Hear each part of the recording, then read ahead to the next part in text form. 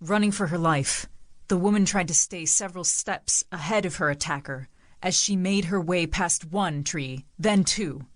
There had not been an ounce of time to put on her shoes, but then again she was barely dressed fleeing the house. She wore an oversized flannel shirt, unbuttoned with silk cream-colored underpanties and delicate lace embroidered over the elastic. Locusts buzzed off into the distance, and every now and then the sounds of an owl hooting could be heard. Mostly, all she could hear were the sounds of the leaves crunching under her feet, and she was sure that this is what he could hear too. It was nature's built-in tracking device, and he was following the woman like a hound follows a coon. Stumbling through the forest of trees, she stepped on a sharp, jagged rock, buried underneath a pile of dry, brittle leaves, poking deep into her left foot. The pain was mind-blowing, but she couldn't stop to tend to it as the blood gushed. She kept running. She was more afraid of him than of her fresh, bloody wound.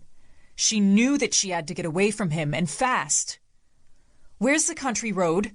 The question kept racing through her mind until the deep, dark dread of fear sunk in, as she realized she was not headed for the country highway.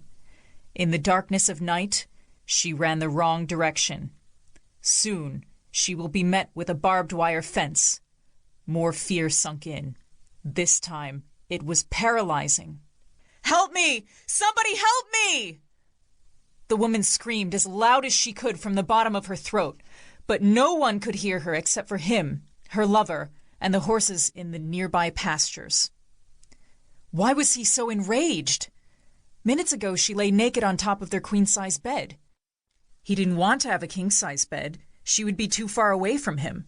He wanted to feel her close by him so that he could feel the softness of her skin. Not remembering if they had made love, she wondered if she had another blackout. She had become a lush. The self-medicating, the booze, even dabbling in drugs. She would get up, pass out, and do it all over again, beginning with today, tomorrow, and again next week. It was the start of a holiday weekend, Memorial Day, and it was her reason to party it up. And yet every day was a reason to party it up. It was in the early morning, the time where the sky is still black and dark before the sun comes over the horizon.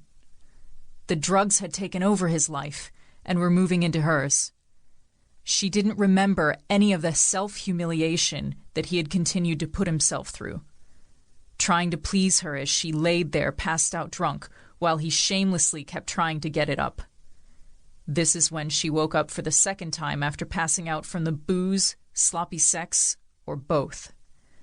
When she had finally come to, it was apparent he did not look like himself as he paced back and forth, while he talked to himself out loud in a forceful tone in a blind frenzy.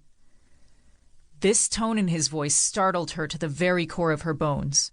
It was so loud that it abruptly woke her out of her deep coma, her booze-induced coma.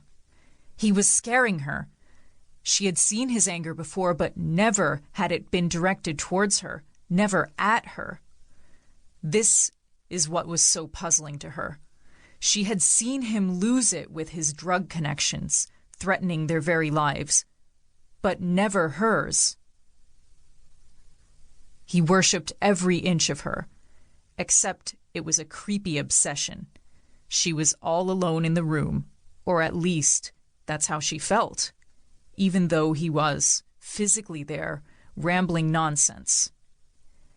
His black eyes were piercing and glazed over from doing too many lines of cocaine while she slept, but they didn't even see her. He stared right at her and directly through her, pacing back and forth in their bedroom, his arms flinging up and down as his fists punched swift jabs into the thin air, speaking in confusing, broken thoughts as his fiery rage continued to build. As each hour passed, he was emerging into this monster. Disoriented and still drunk herself, she grabbed his blue and black checked flannel shirt and ran out of the house. She was running for the fence,